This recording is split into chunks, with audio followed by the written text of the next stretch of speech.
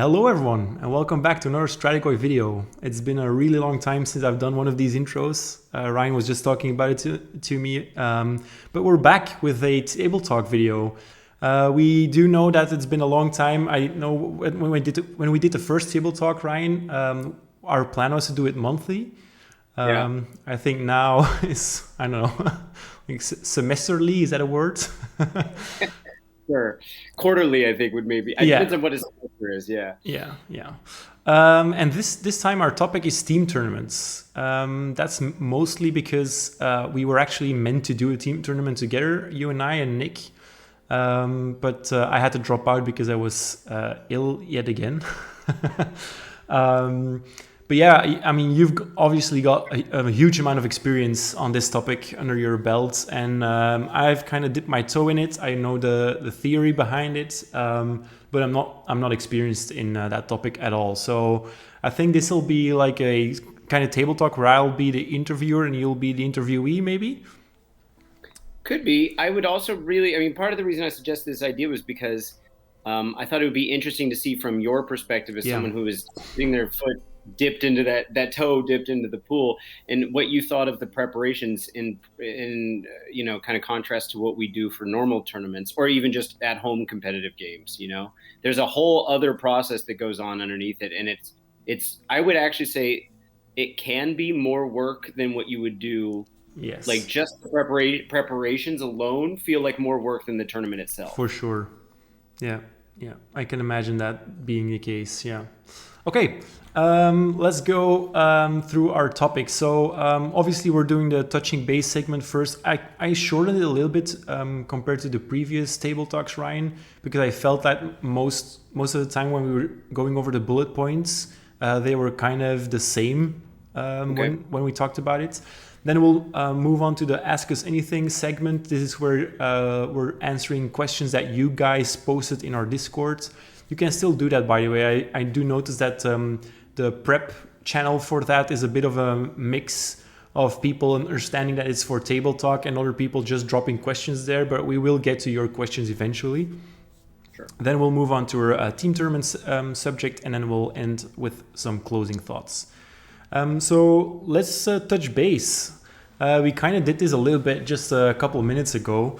The three topics for touching base is how's it going, what's new in Warhammer news for you, and do you have any current projects that you want to talk about? Go ahead. Now, I was just going to say maybe you could go ahead. So up to you, my friend. Good. I was just looking up when the last time we had a table talk was. It says it was about 4 months ago when we did Nick's debrief from Worlds. Yeah. We were supposed to do it 2 months ago, so we would have had something halfway in between. But in any case, and that wasn't even with you, right? Or you weren't even in that one. That was with Nick, right? And then we had this one planned for a month ago. Yeah. Well, that's right. But the thing we're talking about happened 2 months ago. Yeah. And then the last table talk before that, just to kind of like get everyone back on the same page here, myself included, I'm scrolling through. Oh, would have been for Worlds 6 months ago. So it's been a minute. And that was the one where we talked about my experiences at Worlds and then you coming by. Yeah. So, anyway, what's been going on since then would be that I got a job. And I'm actually at work right now. My house is not painted red and white like this. I mean, actually, my laptop was in certain places, so it wouldn't be that atypical for me. But it's just very Christmassy, so I felt like it would be appropriate, right? Yeah, I thought you had gone over to the corn side of things. I mean, well, I did trade you some stuff for some bloodletters, so I mean, it's not totally wrong. But no, what's going on? I've got a job. I've been living with my girlfriend for the past 5 months, which has been cool while she's like transitioning between an apartment and a new house that she bought. And then work, Warhammer stuff has felt more like work than work. I'm going to just put that out there. I've been trying to kind of prep for possibly playing on the Dutch team. I had a 6 week period where I was playing a tournament for 5 out of 6 of those weekends. Wow. And Jesus. then, yeah, it's been a lot of tournaments. I think I was supposed to have done 10 tournaments between Worlds and the end of the year. One of those didn't end up happening, but anyway. So Warhammer has kind of felt like a job, and I'll tell you what, if for some reason I don't get selected for the team, which I think there's a high probability I won't, I'm going to just start having fun again, and just like focusing on Ryan and Johnny lists and stuff like that. And kind of just not putting so much stress on like performance. Yeah. Yeah, you've been really amping it up the last year, haven't you? Yeah, the whole past year, basically, since because there was the prep with 4 Worlds with Serbia, going to Serbia, training with them, doing all the tournaments with Lumina stuff, KO stuff. Yeah. I mean, I played something like 68 games of KO already this year. I mean, I guess the year's almost over, so in a year's time. And then, of course, all the YouTube content, all the team stuff. It's been a busy year. It's definitely felt like kind of a job. Yeah, I remember the first time that we had a proper chat was during a tournament, and then you were playing, or actually before that, you were going to a tournament, and you needed a place to stay, and you brought your IDK over, and the conversations that we were having back then about Warhammer are vastly different from the ones that we've been having in the last couple of months. Yeah, I think you were like my 5th or 6th opponent ever. Yeah. So which is kind of crazy that we ended up being like besties. Totally. But at the time it could have been anyone, I guess. Yeah. I could have been some window. Yeah. Maybe without a YouTube channel though. Sure. Yeah. Yeah. Yeah. Sure. So what's been going on? I mean, I don't know how many of those bullets I hit, but that's kind of like life in a nutshell. Yeah. What's going to go on for you? Yeah, I mean, and I'm not sure how much I want to bore the listeners or viewers with all the details about my personal life. My health is always an issue since COVID days. Actually, I was just telling someone that before COVID, I basically got sick once per year, and now I feel like I have one good period per year where I'm not sick. And then it's just on and off now. So I've been going through a couple of months where I'm just sick for most of the week, and then have 2 or 3 good days before I get a different thing, which is a little bit disheartening at times. But other than that, I'm doing pretty well. Very, very busy. I'm doing 1 full-time job and adding 2 part-time jobs on top of that, with a lot of different hobbies as well. So there's a lot of that going on. And I'm actually trying to figure out whether I'm going to do a master's education next year. Oh, cool. Yeah, I've been planning it for a long time, but when my dad passed away, I kind of lost interest in, well, mostly everything actually. So I'm kind of picking that up now, but the prospects aren't very motivating, because I'm gonna have to do this this year where you transfer from bachelor degree to starting a master's. Yeah, a pre-master's. Yeah, pre-master's, and that's gonna take 1 year if you do it as a full-time thing, which I can't because I have a mortgage. So that'll take me 2 years, and then the master will take me another 2. So yeah, it's weird thinking ahead 4 years, because I'm at that age where a lot is gonna happen in 4 years. And I'm not actually sure how much I can still add to my current life. So that's something I want to figure out. Warhammer news. I mean, the latest thing is that I'm super hyped about the new vampire that's been popping up not today. She looks super weird. She has this alien-esque kind of vibe with the long legs and the long limbs. But I kind of like that. She looks a little bit sickly and weird, and that makes sense to me for a vampire. They use guile and magic to attract people and to manipulate people, not their looks per se. And the snake is super cool, obviously. I have a very strong Eldar feel from her. If you remember the box set with the Triumvirate of Yniad, I'm not sure whether you know what I'm talking about, Ryan. I think I know the models, but I don't know the name. Yeah, there's this Empress looking figure. She's a prophetess actually, And I kind of get that vibe from her, and yeah, I really like that. And the things that they spoiled or hinted at in the article about the regiments of renown and different battalions and sort of armies that you can play, it sounds very cool. Yeah, I mean, I've been at work, so I haven't seen it like fully. But when I saw the model, I originally thought it was a new Daughters of Cain model. Yeah, it looks very, very Daughter of Cain-y. I actually thought it might be the new Avatar of Cain that they were going to put out separate from the thing, because she's kind of got this metallic kind of like Avatar of Cain look to her. Small version, like version. And then there's the snake, obviously. Yeah. So when I saw it was for Soulblight, I was like, oh no, they don't need anything. Yet another vampire. Yeah. You guys got enough of those heroes. What do you think of the FEC stuff? We haven't obviously covered it yet, but I don't know if anyone's gotten the actual box yet, because Nick, we ordered it on time for Nick. Hasn't come in. There's been some logistics problems, I think, with the delivery. There've been some boxes that have arrived. I think in the channel also some people have got it by now, but a lot of them are waiting. Yeah, seems to be a reoccurring thing, right? With the FOMO boxes, especially. I think more with the limited edition ones. Yeah, I mean, I don't know if you're calling them the same thing. I always call the FOMOs the battle ones, where it's a hero and a... Oh, yeah, no, I mean the limited edition ones, with the limited edition codexes or battle tomes. Yeah. Yeah, the cities, I guess the cities got delayed too, I guess. Yeah. But anyway.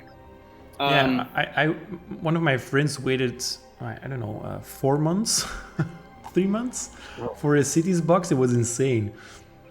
Yeah, by the time that I got it for him, he was like, yeah, okay, I'll start working on it, but the hype has completely died. Which I can understand, because you're looking forward to something, you expect it to arrive in half a month, and then you have to wait 3 more months. That's a long time. Yeah, the difference from our end on this side, for those wondering why we haven't put out a FEC review with Nick being so into FEC, is that we haven't seen an actual PDF of the book go around. And I'm happy enough to do analyses of a book when I can see a leaked PDF of it. But if I just see, like, no offense to some of the YouTube content creators out there, but if I just see their like summaries of it that they typed up themselves, I don't trust it enough, because there's too many literal readings of each passage that someone might have incorrectly summarized. You know, there's lots of... Even if you've got the channels with the screenshots or that do read from the page, it's not always easy to see every word, and sometimes getting one word wrong changes an entire ability, right?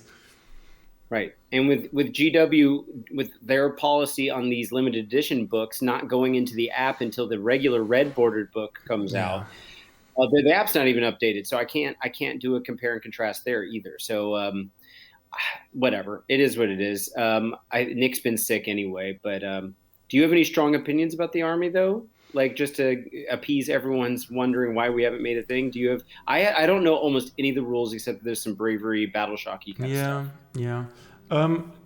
Personally, I really like the entire concept of it. I haven't really thought about it strategically as we usually do, so I'm not really sure I can give any hot takes on it. But I do think it looks very good. It's thematic. It's gonna be a little bit different from their previous playstyle, right? There will be some rezzing, but no summoning, if I recall correctly, or not, at least not in an abundance as it is now, which I like. You can return full slain units. Well, it'll cost you points, and those points aren't easy to accrue every time, so it's going to be really interesting. I think it'll take some work figuring it out. Especially if you look at the stats right now, Flesh Eater Courts in the most current stats is one of the highest rated armies right now, which is crazy. I think the latest stats that I saw from, I don't know which website, they were second place, just behind KO. Yeah, sometimes I wonder with stats like that if it's just because a few really dedicated, experienced players are raising that stat up. Same with KO, honestly. KO is not as popular as everyone likes to think it is. Yeah, that's fair. Luckily. So. Speaking of armies that are only playing in one phase, the current project that I'm working on is my Seraphon army. I've gathered a disgusting amount of skinks by now, and I'm gradually painting, but for the last couple of weeks I've barely done any painting. I'm working on Croak now, and every time he reels in a victory, I paint a bit more of his model. So I painted the frog himself, and now I need to paint his throne after the latest victory against Squigs. Yeah, what that an interesting Sorry, I was going to say what an interesting concept is. Your models only get painted if they deserve to be painted, like they have to earn it. I mean, usually no, but with my very sparse time, yes. Yeah. I know. Usually, I get in a painting spree right before one of the first battles that I do with a new army, so that I can have as much completed as I can.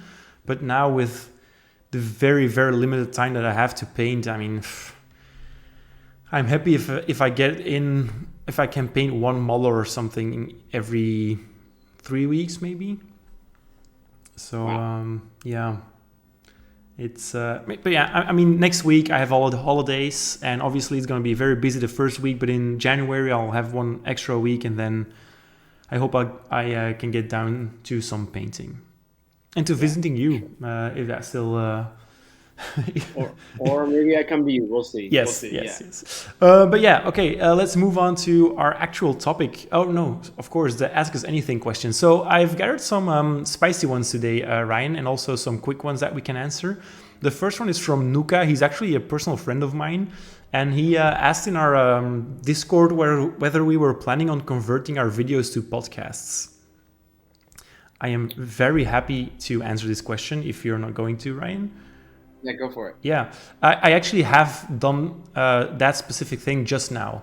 So as of now, all our videos are available on YouTube Music, and you can listen to them as podcasts there. So I hear a lot of people telling us like maybe you could just have them as podcasts, because not in every video there's a lot of things happening. Like for the Table Talk example, the Table Talks are not visually very active. So those are perfect videos to listen to on YouTube Music. It's funny you say that, because these are the only videos where we get to see our faces. That and like Worlds interviews, but so maybe some people would find that the most interesting part. That's fair. Yeah. I guess it. Yeah, that's true. But they get to choose which one they want. If they want to have less data streaming, then you do the music version. Yeah. There you go. So yeah, there's that. Podcasts are a go. Cool.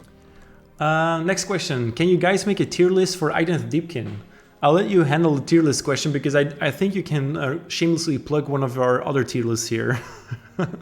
Well, I mean, multiple tier lists. Obviously, you got the ball rolling with a number of Lumineth ones, but I recently, in trying to put out a video and kind of do a test run, made a KO one. I don't know if you ended up getting to see it, but I actually had a really good time.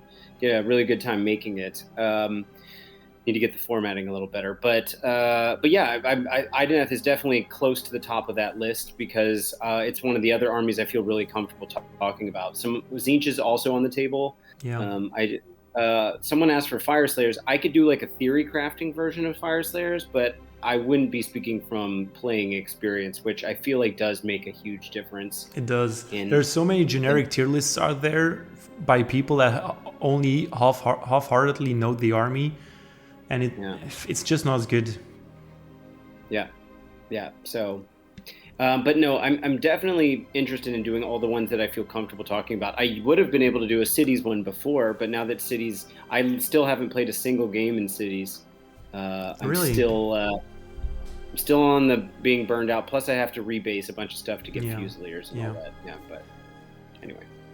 Do you think that once the whole World's team selection process is over, that you'll go to Cities finally, or no? I mean, yes, but I'm working on Gits right now, partly because I just like playing Gits. I've always thought Squigs were cool, and now that they've gotten nerfed enough, and plus I'm trying to be competitive, it seems like a reasonable time to be jumping in for my needs and interests in playing the game. I definitely want to play some more Stormcast before all the rules fall off, because I haven't put enough time into them this season, or this edition. And then Skaven. Skaven's pretty high on my list because I never got to really start fleshing those guys out. All the world stuff, and plus I have that wacky warp lightning cannon list. I was just gonna say. 4 warp lightning cannons and enough stuff to support it. And they keep all the stuff in that army just keeps getting cheaper. So there's a version of me that just wants to go in on Skaven and just have a good time for a while. Okay, right. So yeah, Hellion, there you go. Identity Deep, from what I gather, we'll see in the future, but it's definitely on the table. Yeah. Yeah. Okay. So the next question is probably more meant for you, Ryan, as I have very little experience in this regard. Jeebus asks us, how do you kill Gotrek? Weight of dice. The short answer is weighted dice. Have an army that has an ability that turns off ward saves. Yeah. He can only save stack so much, but weight of dice is the easiest way to kill him because, and for those that don't know what I mean, even if you have a crappy profile with no rend and nothing, remember he makes all damage characteristics go to 1. So first off, if you have a damage characteristic that's high, wasting the quality of the efficiency that you paid for when you bought that model in your army list points, right? Yeah. So first off, you only want to throw things that have high number of attacks and low damage because otherwise you're just wasting them. And then surely enough, the best save he can get up to is a 3-up anyway. He can be ignoring Rend, but again, if you have no Rend, it doesn't help. So the best he's got at is a 3-up save and then a 3-up ward save. And those fail.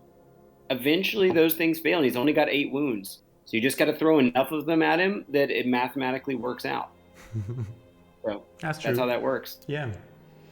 That's how you kill Gotrek. Weight of dice is a very good answer. And Jeebus mentioned that he's not interested in the answer, just dodge him or move around him. I didn't say it. I didn't. No, think you it, didn't. But yeah. He asked how you kill him, and that answer does not answer that question. Does it? Yeah. So Jeebus, I hope you're happy with this and praise us with your presence next time. Next time you come back. Yeah.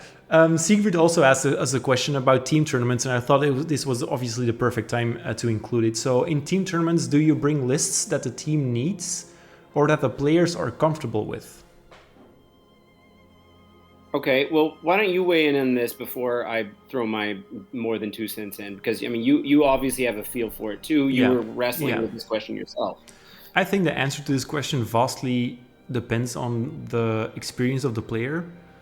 If you're dipping your toe into a team tournament with a couple of friends and you have no idea what's going on, or you don't have any friends like I do that are very experienced in playing team tournaments, I would say pick armies that you're comfortable with.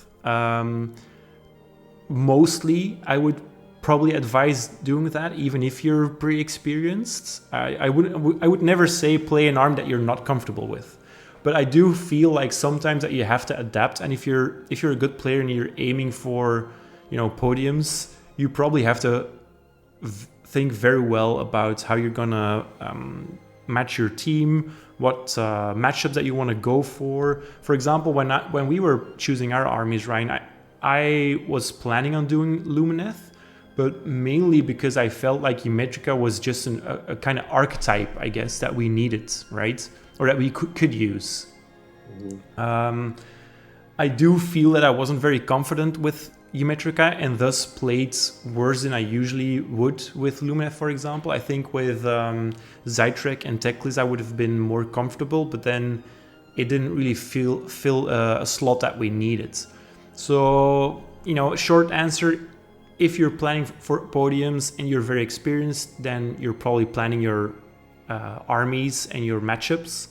But if you're just going into it and you want to have a good time, and if you're not very comfortable with the idea and the concept of a team tournament, then definitely just play what you're good at and understand well, and you'll probably do fine anyway, even when you're faced with less pleasant matchups, right?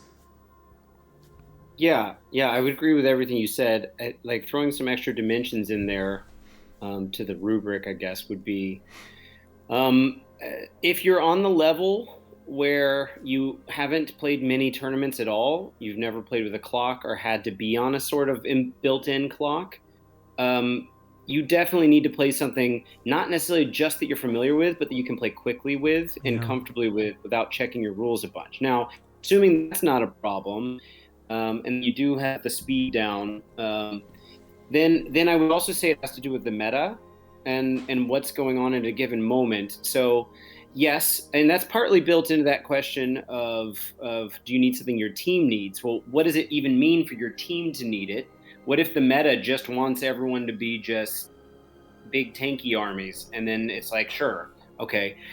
It's a combination of not only what's missing from the formula that your team is built, but also what you think you're going to go up against. And so if you can't assess that, you definitely should just go with what you're comfortable with. If you're not good at assessing what you're most likely going to have to come against, how do you even know what your team needs? You could say every team needs a fast army, every team needs this, but what if the mission pack that you're playing doesn't require being spread out and you could all just be tanky slow guys?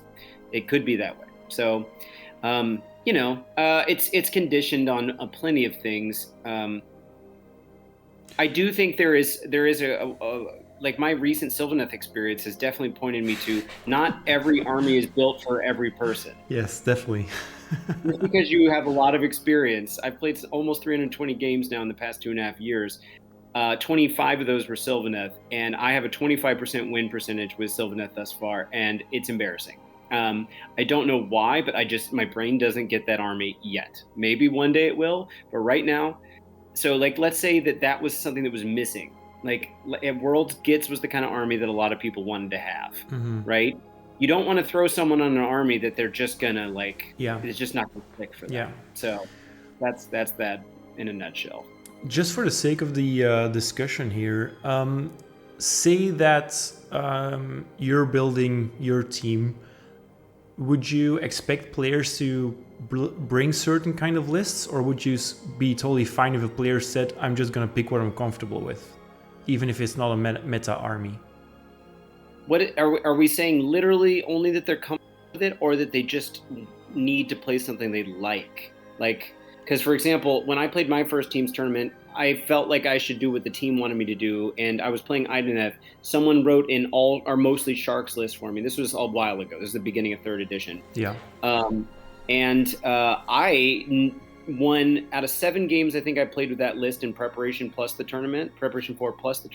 I didn't win a single game. I didn't understand the list, even though I played Ideneth. I didn't write the list. Sometimes I feel like you need to be passionate about what you do. You forget comfortable. You just need to be passionate about the idea. Yeah. And some personalities like being told what to do, or like just chasing the meta, like just picking up whatever's hot at the moment. And some people, in order to be productive, need to actually have something invested in it. So that for me, that was kind of a what would you say there? That was kind of like a breaking point. Is a little strong, but something for me in that tournament that kind of made me think, if I ever go to another team's tournament, I'm never going to just play some list someone else told me to play, right? Because I had no interest in doing it. I think it depends on your personality, really, your psyche, and how you approach enjoyment in the game and be the best player you can be. Yeah.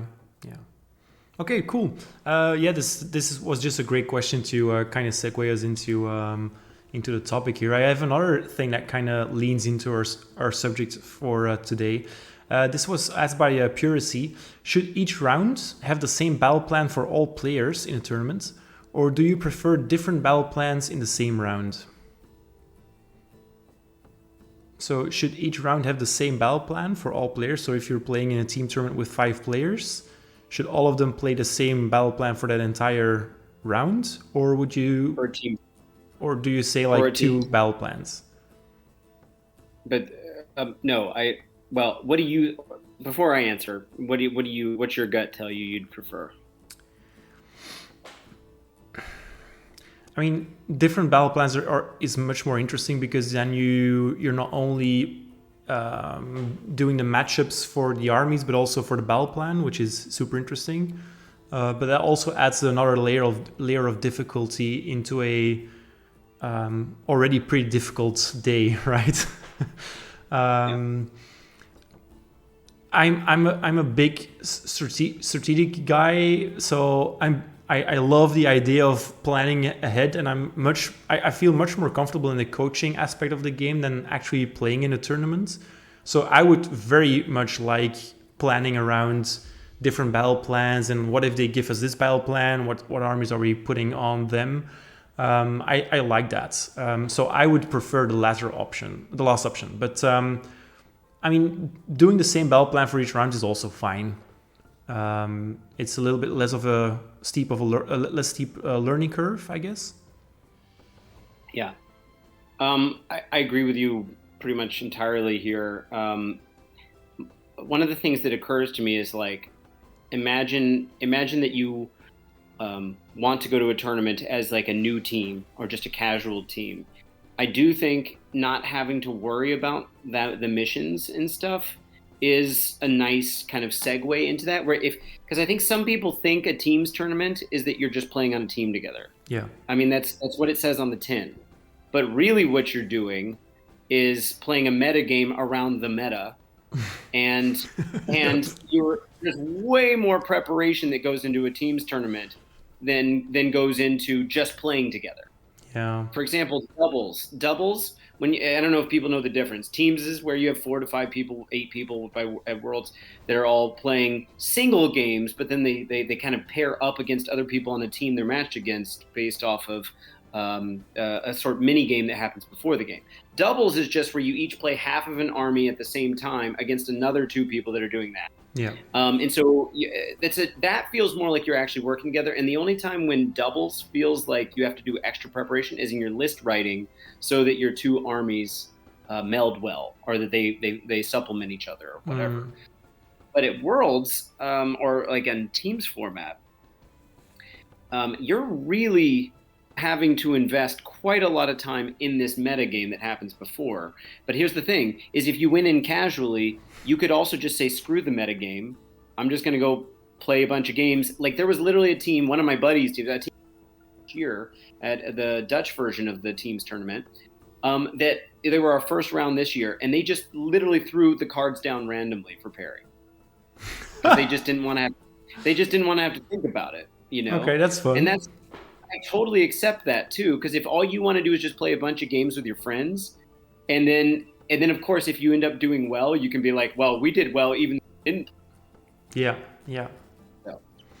I think if you're doing same battle plan for all players, I would hope that as a tournament organizer, you've really thought about all types of different armies and their options for certain battle plans, because you're gonna also lose or also win battle plans depending on what armies you play. And if they're all the same and players have no agency in what battle plans they're gonna receive per round, then you're not only gonna lose sometimes in just a matchup from what army you're playing, but also just if you're put on a battle plan that you're not doing well on, then you're kind of screwed, I guess. But then, I mean, maybe it's also your own responsibility as a player to plan around that if you know the battle plans beforehand. So there is one other thing that occurs to me when thinking about this. Forget about teams.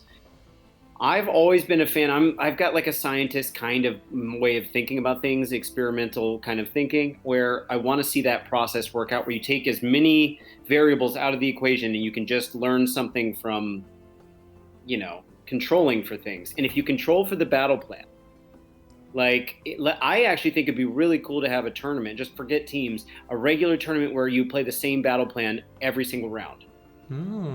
Exact same terrain setup, and everyone knows exactly what's happening. So you can write a list that's good for that. And then we have we have more compressed sample size where we can say it's not due to the battle plan. Yeah. Right? It's not due to the terrain situation. It is literally just these players playing these armies. The more things you take out of the variable side of the equation, the more we can actually say about the other elements, how good the players are, how good the army lists are. Maybe then you'd actually see a real strong difference between a null myriad list and a Petrifex elite list. Yeah, though you could also say obviously that there's always armies that benefit from a certain type of mission, so that'll kind of skew the results as well, right? Well, it would just mean that the players that don't have access to those kinds of armies probably wouldn't go. Yeah, that's fair. So that kind of sucks, and they would be taken out of the equation. But yeah. Okay. So that leads us to our actual topic for today. So the last two questions I kind of wanted to use as a segue into our actual topic. So we're talking team tournaments. We've kind of already done a little bit of that. We're mainly talking about what does a team tournament look like and how do you plan for it? How does it actually work, right? So we're talking typical team tournaments here. So we'll go over what is usual for those tournaments. What's usual for team sizes, captains, list restrictions, amount of games that you're playing usually, how scoring's done. But then we'll also moving to building lists, because obviously building your list for a team tournament is a whole different game than just doing for a all-comers list that you're building. I also really want to talk about the pairing process, because that's something that I had to miss out on and I was looking forward to the most, because I do feel like if I were to be more wrapped into that team tournament world, that would probably be one of my favorite bits of the tournament, just because it feels very card gamey in a sense, like trap cards ish. Like, oh yeah, you activated my trap card by pairing into that army, and now you have no option then to pair yourself into my counter army or counter pick or something like that. So I really like that gotcha moment in the pairing process of just outmaneuvering someone mentally, right? Right. Yeah. And then we'll at the end we'll just do a quick comparison to standard tournaments. We'll probably do these, in a mix. So we'll touch on all those topics, not in this chronological order per se. But let's start off with, what does a typical team tournament look like, Ryan? What's up with the team sizes and the captains? What are usually the amount of games that you play, the battle plans, and what are typical list restrictions? Okay, let me see if I can just rattle those off real quick, because people have heard a lot us talk about a lot over the course of Worlds in the past year. Yeah. A typical teams tournament that you'd go to is 4 people per team, but Worlds is 8, and sometimes you'll see 5 or more. Yeah. I've never heard of anything that's 3. 4 is a good number. In terms of rounds, it's almost always a 2-day, 5-game tournament. Worlds is 6, and the one that you and I were going to go to was 3, but that was a 1-dayer, and I've only seen it that one time. It's not very common because it takes so much work to prepare for these things, and to only do 1 day's worth it seems kind of like not paying out enough. Yeah. In terms of battle plans, it depends on the tournament. Sometimes, a lot of times they'll have at least 2 missions per round, which means you're hitting 10 out of the 12. They could have some overlap, because overlap from round to round in such a way that, like, let's say there were 4 missions that no one likes playing out of the GHB, then maybe they'll stack them that way. But usually it's just 10 out of the 12, and they just take the 2 less friendly out. That said, some of the weird ones, like Twists and Turns from last season, were actually really popular choices for a team's. In fact, you could argue they may be better for teams, because then you could control a little bit who played them, and have some psychology behind that, and who actually prepared for that mission that no one likes to play at regular singles tournaments and that kind of thing. I actually really enjoyed my Twists and Turns game. It's my favorite game of the tournament. But anyway. And then, but at Worlds, they actually, because it's 6 rounds and we had 4 battle plans per mission or per round, we ended up covering the whole list twice, I think. Yeah. So, anyway, I don't remember if there was, and overlaps with list restrictions. It depends on the tournament. Usually, first off, no 2 of the same faction. And what do we define as a faction? With the exception of Auric War Clans, it would mean a book, that no 2 books can be used at the same time. But with Auric War Clans, depending on the tournament, sometimes they'll let you do the sub or the bigger factions, the Cruel Big Boys, Log. all that stuff as separate things, and sometimes not. In fact, I think they voted for it for World, so whether they're going to allow it to be multiple or just the one book for this coming Worlds. And then no War Scroll duplicates is normal. Grand strats, depending on how hard it is to get your Grand Strat, sometimes they'll say you can only have 2 or 3 copies of it. Of course, with smaller ones, you could only see 1 copy. Usually the same holds for artifacts and command traits. Of course, if you're not overlapping armies, then you usually, the book ones aren't overlappable anyway. Endless spells?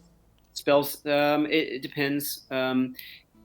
Currently, the way they've kind of been doing it with the Shaman of the Chilled Lands overlap with one of the 3 spells from the GHB. Yeah. Is that you can take the command trait and then have access to all 3, but then you can only explicitly choose per team 1 of each of the 3 spells. So Merciless, Blizzard, Hoarfrost, and the one no one uses. And endless spells are usually not also just single picks, right? Because they're War Scrolls. Yeah. Okay. Fair enough. Yeah. So yeah, that's I think most of the things you asked about. How about scoring? Oh, well, that's its own thing. But if you know the differential system that happens at a normal tournament, because the missions have so radically different point systems. Like some missions have really high caps of how many points, and some have low caps. To kind of balance that out a bit, they convert everything on how many points you won per game. So what they'll do, that's at a singles, they do that as well at teams, but what ends up happening is they total everything up. So let's say you had 4 players. The max you could get is 20-0. That's how they split 20 points among the 2 players. So you could technically get 80-0, but they usually cap it. I forget what they do in a 4-person tournament, but at a 5-person tournament, the last one we did, you could get 100 or all the way down to 0, but they capped it at 80, so that just in case some extremely good team like the French or whatever ends up playing against some super casual like beer and pretzels dad's thing where they play once every 6 months, then they don't get extra points just because they got randomly paired up with that team that it wasn't going in so hard. So they cap it at 80. And then you compare, it's not wins first. A lot of normal tournaments are you win based off of a pure record of, like, let's say 5-0. A 5-0 wins every time, even if you barely won each of your games. In contrast, this is points first. So whichever team has the most points at the end of the whole tournament wins, and the podium is decided as such. Yeah. So you as a player could be doing phenomenally well and still end up dead last as a team. For example, if you were the only one pulling points, if you got 20-0 every single time and the 20'd, then you're the only one that kept you from not officially getting capped. Yeah, and that's the interesting thing about the pairing process. That's maybe something that we can get into right now. If you pair badly, or if you're just focused on getting one matchup right, and the entire team has to pay for that one matchup, that usually doesn't benefit your end result, right? So, say that again in a different way. I process it. For example, if we're looking at a 4-person team, and I'm playing Seraphon, and I really don't want to get into OBR, and everyone has to maneuver around that one game and ends up in difficult matchups because I really want to get into a match that I like as Seraphon, that usually doesn't bode well for the end results. I got you. Yeah. There's actually the opposite case is throwing someone under the bus. Yeah. Is something we talk about a lot, where you and this is that thing about kind of going back to your earlier question in the table talk was, do you pick someone that's comfortable with their army or this, that, or the other? Sometimes what you want is just someone that you give the one matchup that no one wants. And like, they're happy enough to just play a game, then they just go in there and take one for the team while everyone else gets to shine. It's not usually the other way around, like you're framing here. You don't usually give someone a great matchup just so that everyone else, or just so that one person gets it. I will say though, however, the way that the pairing process works is who you set down first, card face down for what team you're playing, that's the one that's going to play for sure on that battle plan. And so armies that are more battle plan dependent often know for a fact you're kind of locked into them being on being one of your face down guys that gets to choose their opponent, just so that they know which battle plan they're on. Yeah. So, for example, like Nick's army at our tournament and in other versions of teams tournaments he's done, when he's playing OBR, he needed one with few objectives that mainly wanted to fight in the center, or that had a very predictable pattern that didn't need a lot of mobility. And so we often didn't want to put him on things with 6 objectives that were kind of doing this thing. And so the OBR player often would get some kind of preference in that setting. Yeah, I mean, quickly going back to your point there about throwing one person under the bus, just so that the rest of the team can have a decent amount of matchups. What does a standard throw them under the bus army look like? In my eyes, it's usually a resilient army that's built to lose well, right? Yeah, I guess you could look at throwing under the bus in 2 different ways. Be what I just said, where it literally is just deflecting an army no one wants. Even if that person loses by a ton of points, if the other guys are all going to get great scores, then who cares, right? Mm-hmm. That's just that is army independent. That is just, they only had one really nasty army in the opponent's team, and you're throwing your like the most willing to go against them, or the least likely to score tons of points person at them.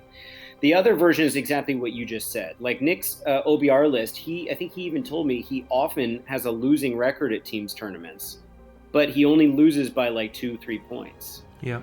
So he's only giving, 2-3 points up to them. So like that would be a third. Well, okay, let's say a 12-8.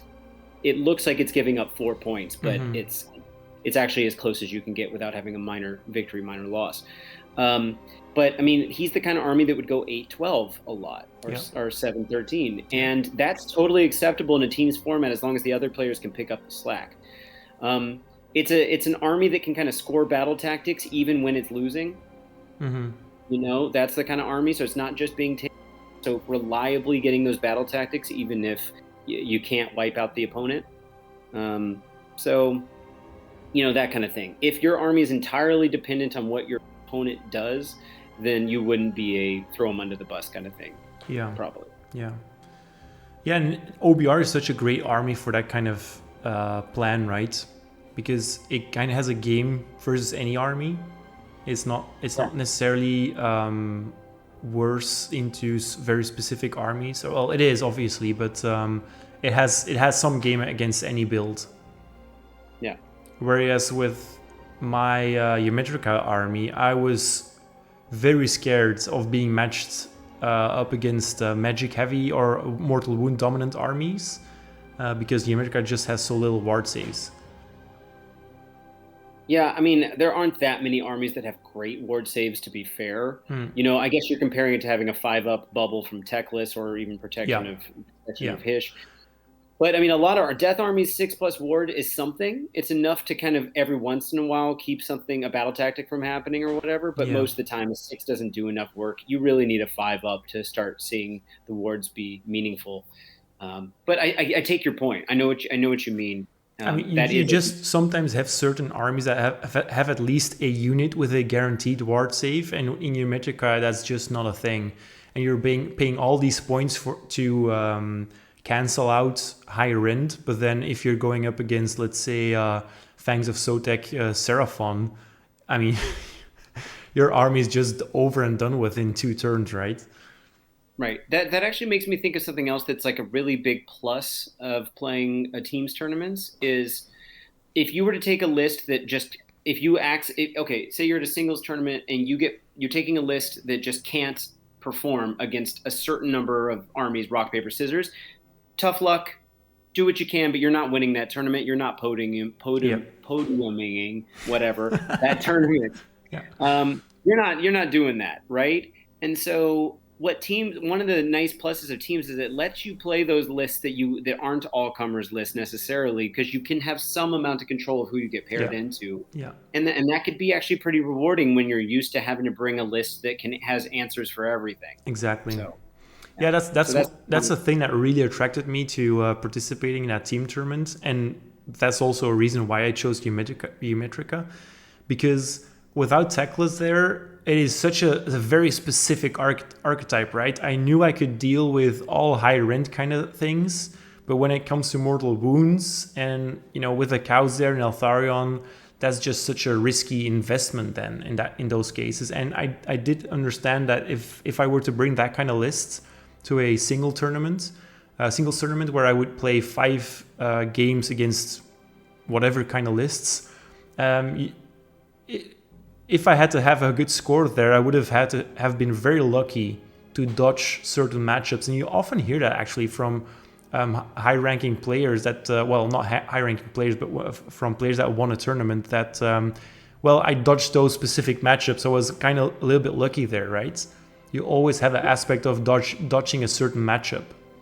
Well, that's also the concept of submarining, which we've talked about. I mean, it might not be dodging a specific single army, but it is dodging the best players often. So the idea being that you perform well, but you kind of cut a little bit. If you're going to do not so well, you don't just go balls to the wall from the beginning, because then if you do that, you're guaranteed to play the hardest route to the top. Yep. Now, if it comes down to strength of schedule to who wins, then of course balls to the wall wins you the thing.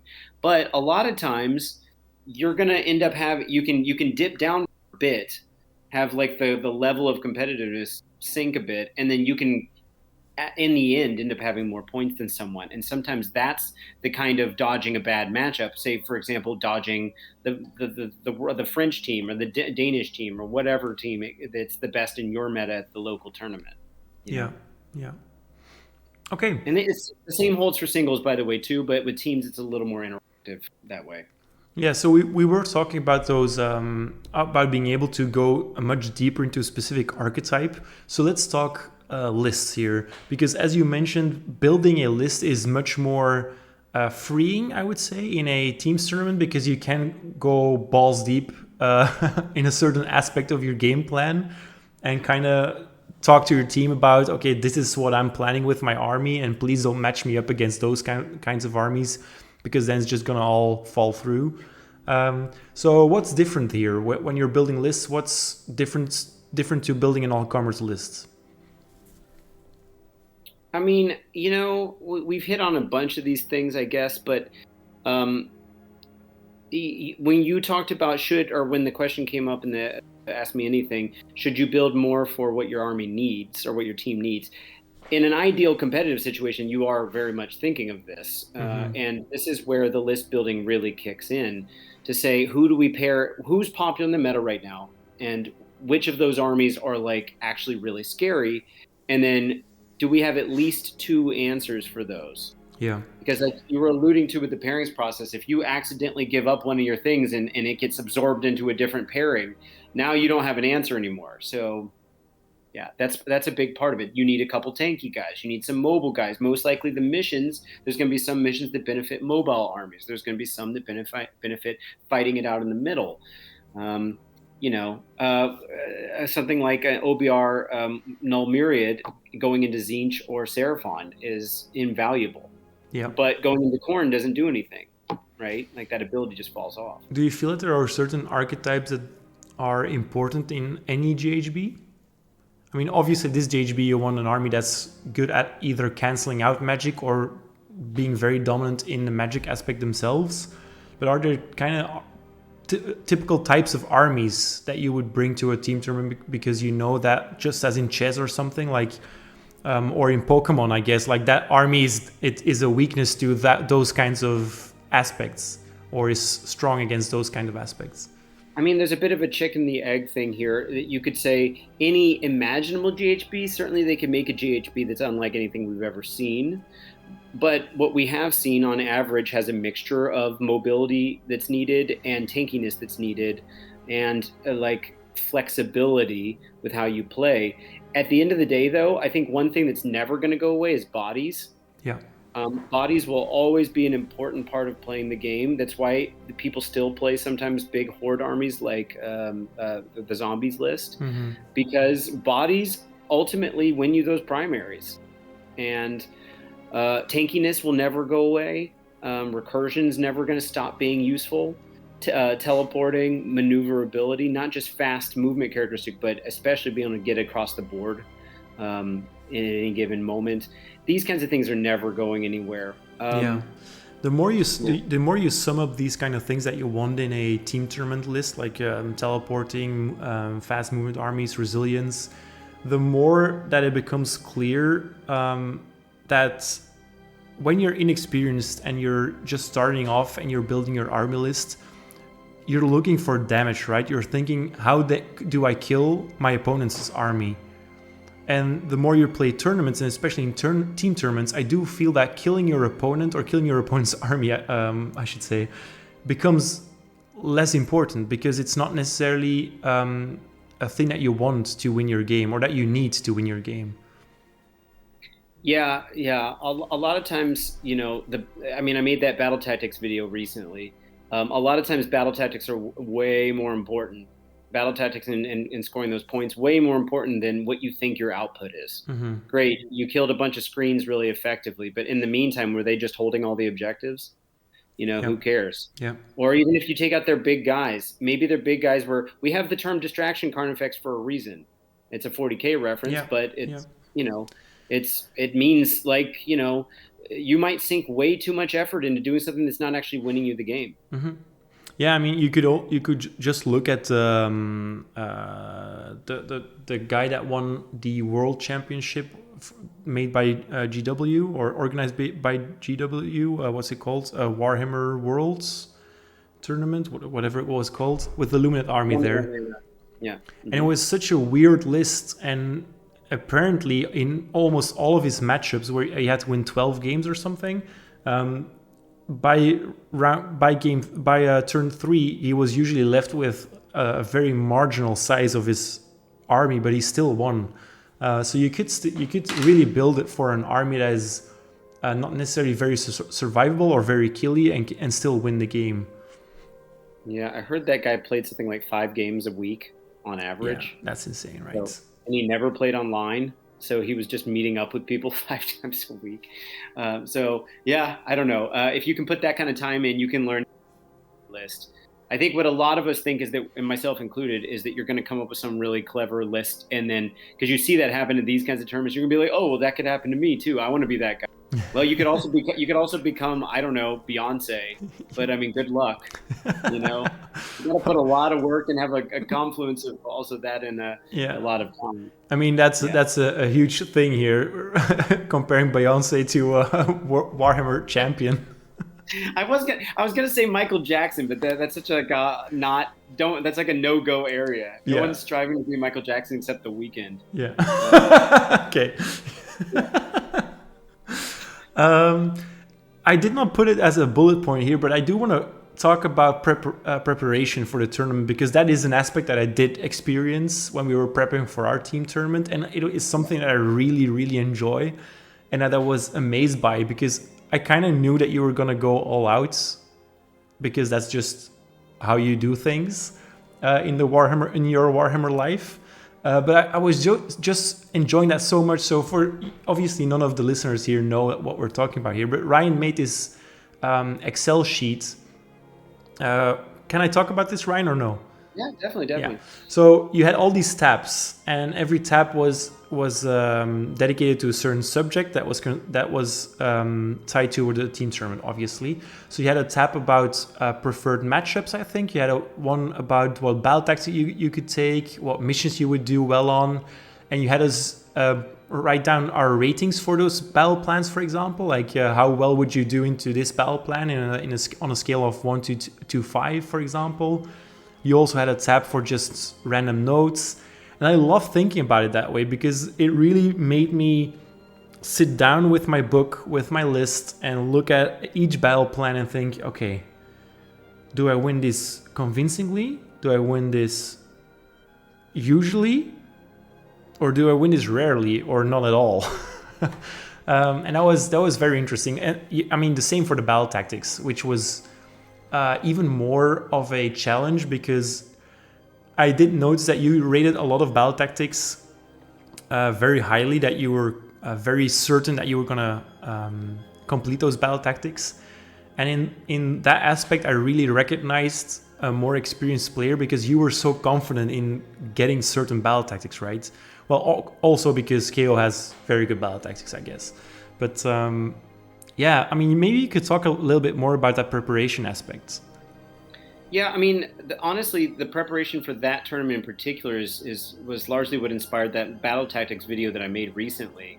So if you haven't watched it yet, guys at home, feel free to go check it out. And that'll be a more like in-depth, kind of reaction to your question now. But I'm an analytical kind of person. There's a lot of to be fair, a lot of us in Warhammer. I can think of a number of people in the community that are that way, but certainly helps, I think, to go in with like kind of a game plan, especially when you're trying to.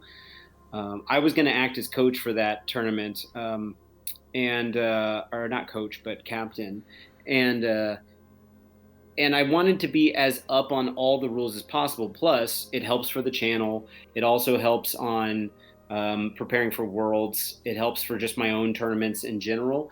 To go through like all the lists and write down, I had things like whether they had Hoarfrost and Blizzard, and what their big threats were. I do a matrix of how many drops our army, like give our team a drop score versus all the other teams, so that we have just a general sense of how likely we are on average to be getting the choice for priority. You could do the same thing with your triumphs if you really need to, but I think that's a little less picky. These kinds of things were like important to me, and they're obviously quantifiable. And it gives you a lot of kind of, it takes a lot of the decision making out of the in the game moment. If you're playing a 3-hour game on a clock against someone who maybe doesn't speak the same language as you, I mean, they'll speak English, but like, it might not be the fastest experience you've ever had when you're playing against a friend or something. Yeah. You need to be on top of your stuff and like try to make those decisions. You need to not run to the bathroom like in the last 5 minutes of a game at Worlds, like I did. So, you need to have all those things ready to go.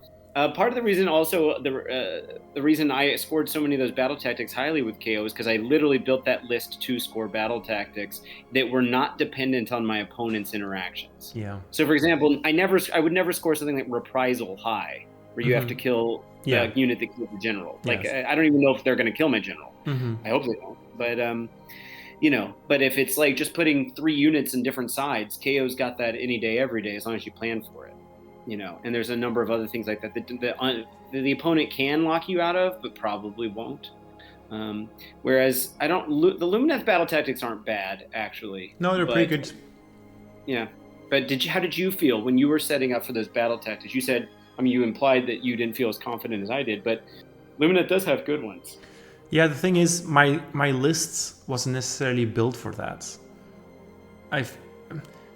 My list wasn't killy at all, so anything that was tied to killing a unit was much more difficult without Altharion in the list, because I ended up scrapping it, taking him out and putting Severeth in. So I was way more confident on all the movement-based battle tactics, which is actually something that I really wanted because it didn't involve interacting with my opponent at all. But that did mean that all the killy battle tactics, and Lumina has quite a lot of battle tactics with killing units, those became much more difficult because there was not a single blender in my list. I mean, even a cow even though they have tremendous damage, it's so easy to whiff with them. I've never actually did an attack sequence with a cow where I have not rolled 2 1s. So lost 10 damage straight out, even before saves were rolled. So yeah, that did make me feel less confident. If I compare it to Seraphon, for example, which is an army that I've been playing for the last couple of games that I did, those battle tactics are so easy to complete if you're not dead by turn 3.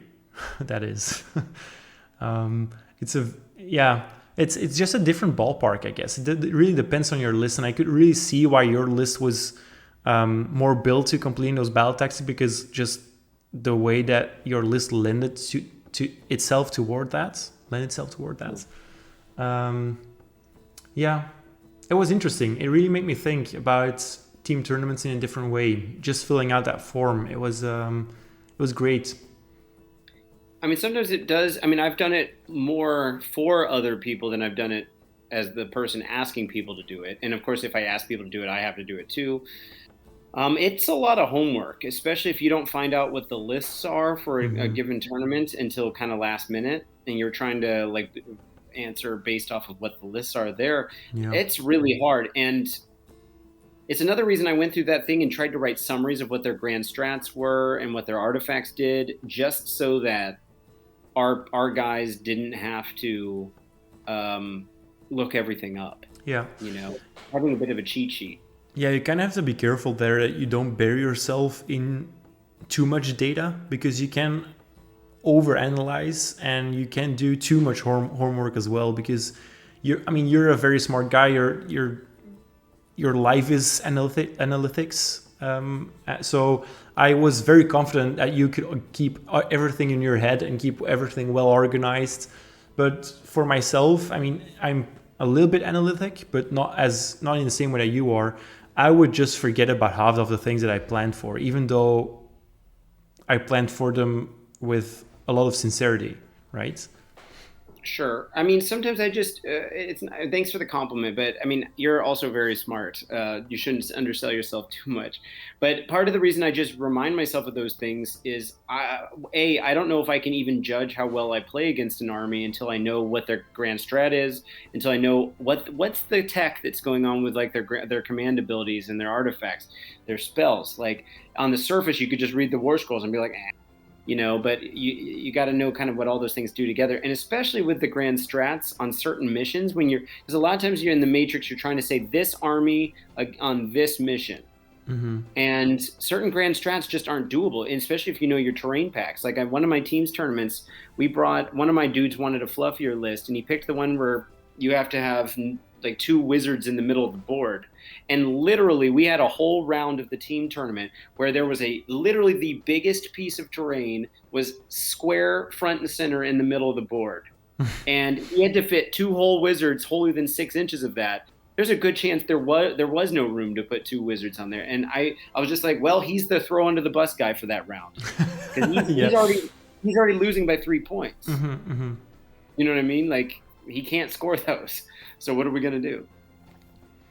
Yeah, that's part of the reason too. It's not just, and it also jogs your memory for when you play that army, and it just speeds up every one of your games. The more time you can put into learning all the armies that are out there, you're never going to remember everything. But the more time you can, the more times you'll catch someone doing something that they even got wrong. Yeah, probably not intentionally, or that you'll just you won't have to ask them. Mm-hmm, you know. Mm-hmm, mm-hmm. Yeah, okay. Is there anything else you want to mention about the pairing process? Because you did mention that you want at least 2 viable matchups, 2 viable teams for each matchup. Do you maybe want to get into that a little bit more? I think the bigger thing is maybe understanding how the card system works. Yeah. The tournament we went to was not as interesting because it was 4-person teams, and this is largely based on how many people there are. Yeah. The problem with 4 is you put 1 person down that face down, no one knows. So each team does 1. And these 2 players are going to be playing on that mission, whatever the mission is for round 1 or the first round of pairings. And then the other team not knowing, then you flip the cards over. And the other team seeing what your card is, puts down 2 cards face down of 2 armies. So if you had 4, you put 1 down already. So you only had 3 armies to choose from to pair up. So the other player already knows with some amount of certainty what 2 armies you might be, or at least one of the 3 armies you might be putting down, probably. Yeah. And so then they get to think about it. They take it back, and they choose which of those 2 is going against their defender or protector. In this, I think, as we've renamed it. And so the first round has the most variance in it. It's the second round in a 4-person teams tournament that has no variance, because technically you put an army down, but you know that you've already players. Can you repeat that last sentence? Yeah. By the time you go to the second round of pairing with a four-person tournament, you've already put down half of your people. Yeah. Which means literally everyone else is going into that other round. So you already know what mission they're on. You just don't know exactly who they're playing. But as soon as they flip the card over, it's all the decisions have been made for you. So as soon as you see who their defensive player is, well, I've only got one card left, so I know that there, and they know that their one card's coming over here, and then whoever's not picked, is playing against. There's actually not much choice. It's when you bump it up to 5 that you get this last wild card round, which makes it the wild card round the last round is always chosen for you. You could think of this like degrees of freedom if you want to think about statistics. But the last round's always chosen for you. It's all the rounds leading up to it that there's some amount of uncertainty. And that's what makes it really interesting, is pairing up with the mission, pairing up with who's left. You might want to bait out one of the, we were talking about this before, bait out one of their scary armies. Yeah. And then we know that they're not on the table anymore.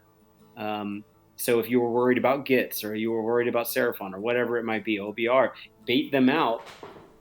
And then you have the freedom to kind of control the rest of the matchups. Of course, they're trying to do the same thing, but that's why you have to be good at that game. Yeah. I'm not going to pretend like I'm the best person at that game, but there are definitely some people who this is like their hobby.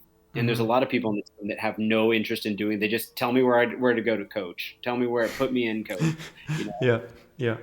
It would be so interesting for you if you were ever up for it, Ryan, for you to do a video on this specific thing, because I do think it would be much easier to explain, to really understand with some visual supports as well. Agreed. And you have such a good understanding of it, and there's so much planning that comes into this part of the team tournament. And I mean the pairing process is a game in of itself, right? And if you lose that game, it's a little bit like Game of Thrones. If you play the game of pairing, you win or you die, right?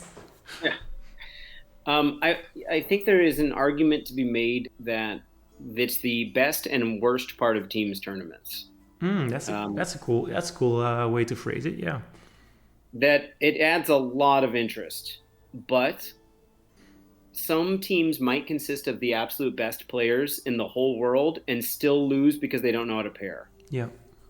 And then what you're actually being judged by is more how good you are at pairing than literally how good your players are. Yeah.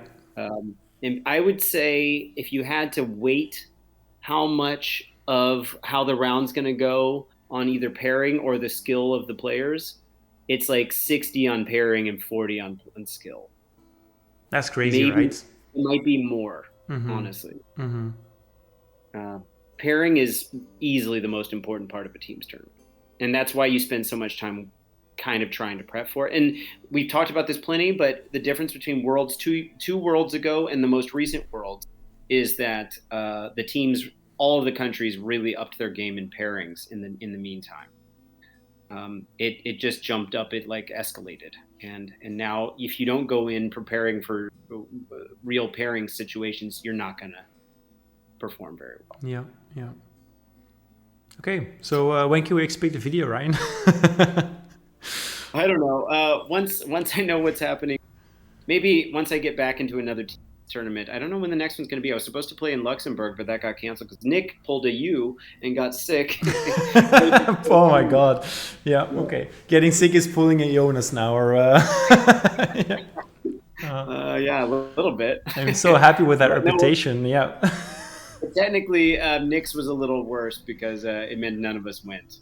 With you, we found that Tom Meek has ended up jumping in for you. I still haven't done the actual report of that tournament yet because I want to do it with you.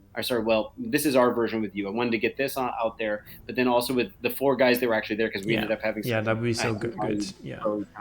I mean, your new team was, and I say that with the most respect for myself, but it was much more efficient, right? Tom is such a good player. He knows the game in and out. And I was very happy to be there if I would have been able to. But I did feel more confident for in the team, and I was expecting a bigger win with Tom there instead of myself. I mean, Tom is would unquestionably be one of the best players in the Netherlands, the Worlds team, if he wasn't the TO for Worlds. Yeah. Like he unquestionably would be like top 3 players. He wins tournaments whenever he plays them, you know. So, I mean, I don't think you have to even say it, frame it as though it's like, you know, something about you. It's Tom's just amazing. He took over. I messed up the first round of pairings, and Tom ended up taking over for the rest. I told him to.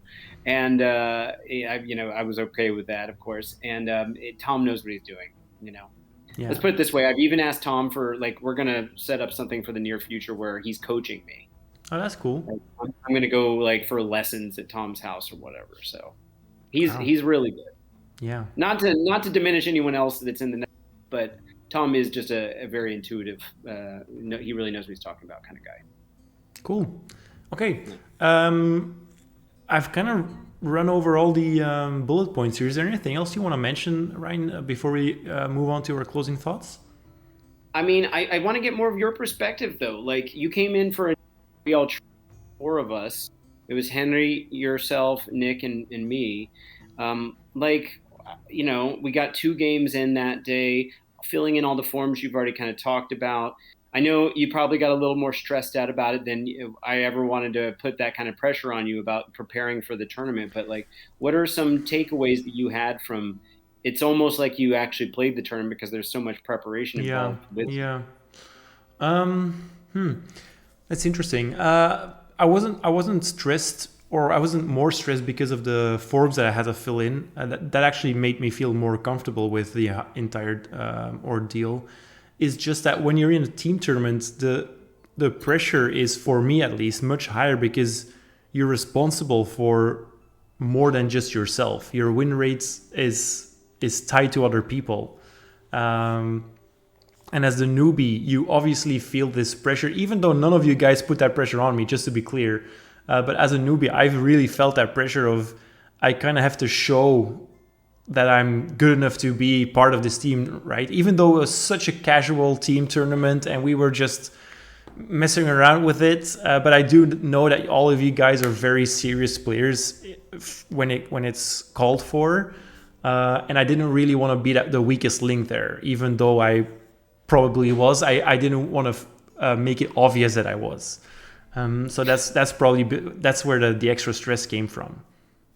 Well, I mean, the funny thing is, even if your hypothesis here is true, the reason that you would be less good at playing the game, quote unquote, would be that you play less tournaments. Exactly. Yeah. Yeah. I mean, it's not like it's that you haven't put a whole lot of time into play. That I've become a way better player because of playing tournaments. Yeah, I really don't want to diminish my own talents here or anything. It's just the facts. I'm not as much part of the competitive scene as you guys are. Yeah. It's just simple as that. Sure. Yeah. So I was a bit of the underdog, right? Yeah, I think that's fair to say with respect to everyone, including myself. But I really love the idea of having a practice day.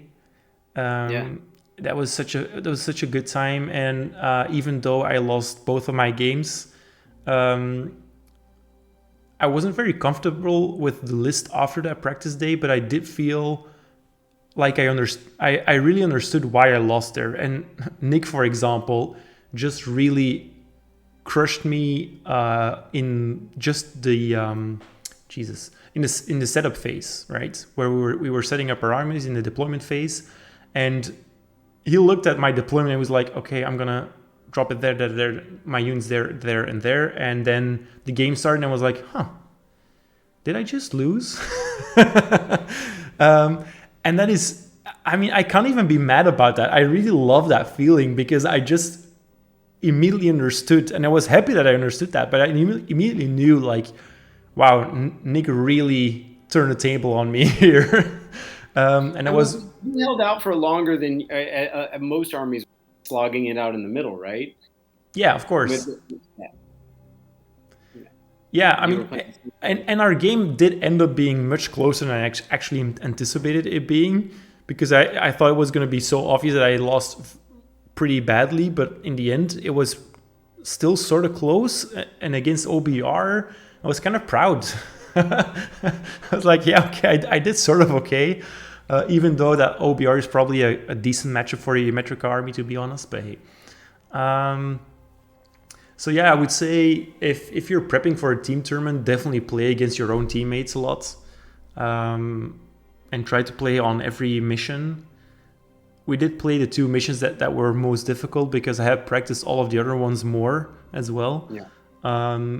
There were certain missions that I was very comfortable with. I think the bummer for me was that I had been anticipating this tournament and thus been practicing with my Soulblight army with Legion of Night. And I think a month or 2 before... Well, actually, the cutoff date had already happened, so I thought we were safe, and then they did decide to include a battle scroll. Yeah. And my army, as it was kind of dead. Yeah. Which is... Well, it was already dead. It is a death army. I was leading up to that joke, and I'm like, my English doesn't really fill in the blanks for me as quickly as Ryan's going to now. Yeah, so let's just say that my army wasn't viable anymore, or at least not the way I intended it to be, because I had played against a bunch of people, also very good people, and I felt super comfortable with that Legion of Night build. I was like, wow, I'm gonna do really well with this, and you know that I'm not one to say that easily about myself. And then I switched over to Hermetica, and obviously I love my Lumineth, and I'm very comfortable with Lumineth. But Hermetica is probably the sub-faction I have played the least of from the ones that are viable, of course. Because with the new book, I mean, there's only 2 sub-factions or 3 maybe that are viable. So I have played like maybe 1 or 2 games with Hermetica, and then I went very, very deep into the Hermetica aspect, which I did once again with the current with the team tournament that we were preparing for, and it has these gaping weaknesses that I was just so scared of because I had never played them versus armies that they were meant for. You know what I mean? Yeah. Playing against KO, theoretically you know that you're gonna be able to survive the damage, but you can never outmaneuver those boats with 4-inch movement stone guard, right? No. Even with 3 units of 5 Dawn Riders, I knew that it was such an easy game for any KO opponent to shoot off those 15 Dawn Riders, and then you're like, okay, so if I don't want to scrap it out with you in the middle, I'm just gonna dance around you and shoot you, and you're gonna try to get into range, but usually you won't, and that's gonna be game. And I was dreading those matchups, even though I was kind of also confident that you were gonna not pair me up against those bad ones. And even if you're paired up against a bad matchup, I don't know why, but I felt this, how should I put this, this calm wash over me when I faced off against Nick, because I was already kind of accepting that I was not going to win that game. So I was okay with taking a minor loss as long as it wasn't like an overwhelming loss. You mean a small loss, not like a tie that's a minor loss. Yeah, a small loss, yeah. A minor loss is pretty good against Nick's army. Yeah. No, I mean, I really just wanted to feel like I could hold my own against Nick, obviously as a person, but also against OBR, and especially that deadly combination. And I think I did all right, seeing how things went. And that did give me a lot of confidence for the matchups. And when I drove home, I was like, okay, I need to change this and this and this into the list. But once I get that down, I think I'll be good. I think we'll be okay. Ryan's gonna pair me up against good matchups, right? Yeah, he will. So I was actually very confident. And by the time that I got sick, I was, man. I mean, you kind of got a glimpse of it, but I was really doing an emotional number on myself there because I was so bummed out and so pissed off for several reasons. Mainly because I felt like I was letting the team down, and that kind of went away once I knew that Tom was subbing in, because like, okay, wow, they got an upgrade. I mean, the hotel booked the wrong room, and we got upgraded to the best suite here. But I was just so bummed because I was looking forward to it, and I was also so annoyed that I was once again sick, and was like, am I ever going to be able to participate in a tournament again in the future? Because every time there is a reason for me not to be at my best there, and I know that you guys always play partially hungover, right? or often, as you mentioned it. Yeah, that day, that tournament was literally. We'll talk about it in our tournament review when I get all the guys together. But it was one of the drinkiest things I've had. A top 2 drinkiest experience. Exactly. Once I saw the messages that you'd sent to one another, I think it was like at 4. There was like, "Great night, guys." Like, oh boy, they have to be up in 3 hours. Yeah, it was a rough day the next day. Yeah. Yeah, so I mean, I would never have been able to keep up with you guys in that aspect as well, because I really need my sleep. But yeah, I'm just looking forward to the next one. I think the key is not psyching yourself out and putting too much pressure on yourself. It's just a tournament. We wouldn't have invited you if we didn't think you would have added a lot to the team and the atmosphere, which is another part of the team's part of it. Like, it was Team Strategoi, right? That was the idea. Team Strategoi! Yeah, of course, then the guy who made Strategoi is not there. Yeah. So, you know. Yeah. But I still wore my t-shirt. Yeah, every time that I say Strategoi, I feel a little bit guilty, because all the Greek people, sorry Siegfrieds, every time they hear us pronouncing that channel name, they're going a strategy, right? Or whatever it's called in Greek. Yeah. And I totally stole this for my history course, but then, I mean, my teacher also said it as Strategoi. But yeah. Yeah. Well, we'll get another Team Strategoi together. You might have to one-dayers. They're going to be like. You might have to what? You might have to make it a 2-day tournament though, because it's not very often that teams tournaments are one-dayers. So this was our chance to make that one happen. But we'll see. I kind of really want to still organize a Strategoi day here. Maybe a small tournament. Potentially bump it up to a 2-dayer. There's this gaming club that's kind of going places now in Antwerp here. Finally, we have an active gaming club, and it's mostly 40k now. But Rutger, shout out to Rutger, is preparing the Age of Sigmar terrain as well. So I think we'll have plenty of stuff around here in Antwerp to actually do it. And my school is a perfect venue to organize a small tournament. Nice. Yeah, that would be so interesting. I mean, we've been talking about it a lot, but I'm building up my energy now, and I feel good.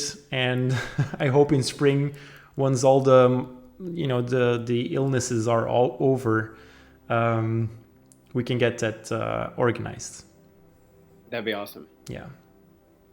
Okay.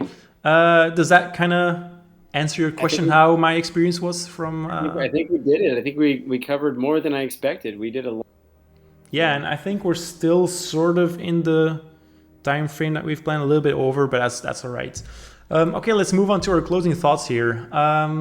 Is there anything else you want to mention? It doesn't necessarily have to be tied into the team tournament subject here. We could look at, we just had Thanksgiving in the States. Well, we're not going to do a thanky or janky weekly, but, just in the spirit of that, I want to say thanks again to not only all of our people. It was this year that we hit 2,000 subscribers, I believe. Yep. And it was around the time of the Soulblight videos, I think. But anyway, it's been a busy year, exciting year. I've gotten to hang out with you a good chunk. I'm really glad you came over to Worlds. I'm looking forward to what next year holds. Next year is going to be 4th edition, which I am more than excited about, because I'm kind of looking for the great reset a little bit here. And as long as they don't squat all the battle tomes, I'm going to be really frustrated if all the battle tomes go away, because I have all of them. So. But anyway, and I mean, like, if they index them. Yeah. But they probably won't, right?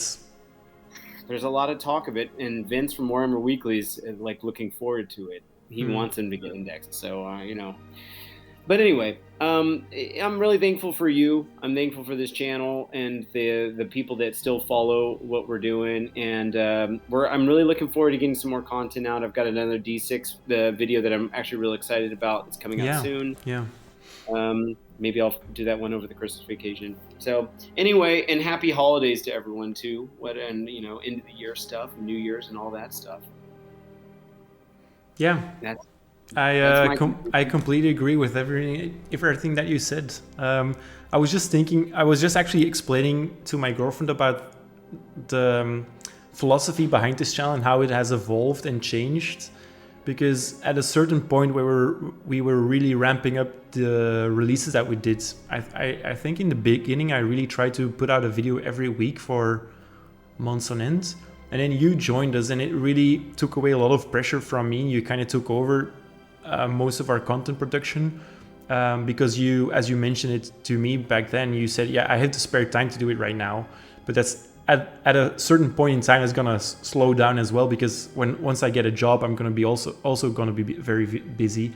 And we've kind of reached that point now where we're both so super busy, and we're not gonna be able to release the same amount of videos as we did before. But I still hope that and I think we're doing that right now, but we do still maintain that kind of quality that we're looking for, right? Yeah, definitely. And in my head, you have a bunch of content creators that have the mentality or the philosophy of quantity over quality, and just get out the videos, and understand why they need to do that. Because if that is your way of earning money, you obviously need to produce a video every couple of days. But for us, it's more of a leisurely thing. And then I'm thinking, I'm gonna make videos once I feel that I'm hyped for something, and I don't really enjoy being pressured into doing anything for this channel, because then it takes away so much of the fun, and it's still something that I just do as a project out of love, I guess. And I really do appreciate everyone that has helped us grow and get to this place. And I do know that the table talk videos, especially, they're not as popular, but I do know that the people that listen to them are also the ones that are interested in us next to just the game, right?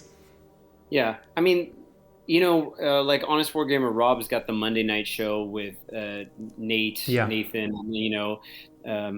the guys, Dan, and there's something charming about sometimes the other for everyone's taste, but you get to learn those people's personalities, and just hearing our voices on a screen, even though your ASMR voice is perfect to just listen to, especially with the right music behind it. Wow, so peaceful. Yeah. Or as someone I know once described you as a Belgian. What was it? It was a farmer porn star. But anyway, I think having a face, and there's some value to the table talk thing, and people get to see that we really are friends and not just people who make content together. Yeah. I just want to get that out here. Reputation-wise, I much prefer the farmer porn star over the guy that's always sick. So, can we please start re-implementing the farmer porn star? I'll take it. Yeah. Anyway, so okay. All right. Let's wrap this one up. Thank you, everyone.